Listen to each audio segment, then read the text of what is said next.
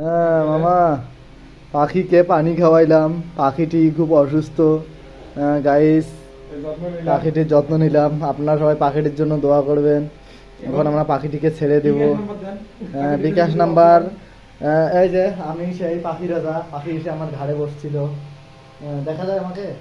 আচ্ছা, তারপর এটা আমার প্রিয় মামা, পাখিটিকে পানি খাওয়াইতে হবে। আসলে এই পাখিটি যে অসুস্থ, এর জন্য কি আপনার কোনো সাহায্যের প্রয়োজন নাই? আমার বিকাশ নাম্বারটা দেওয়া আছে ওখানে।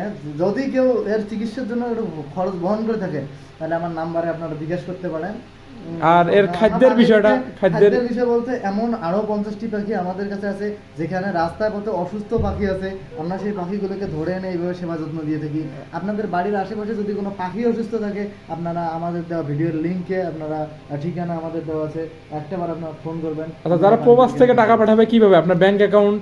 ব্যাংক অ্যাকাউন্ট বলতে আমার নিজস্ব ব্যাংক অ্যাকাউন্ট আছে। আপনারা